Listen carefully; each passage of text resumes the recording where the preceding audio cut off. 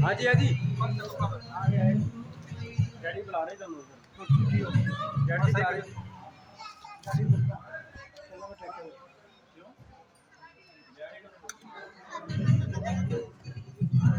phone भी नवा लो ना क्वालिटी हाँ फाड़ बेबी जाओ और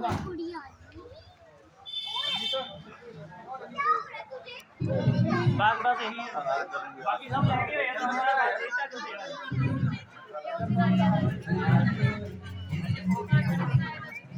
ओरे नया में बाबा फिर आई है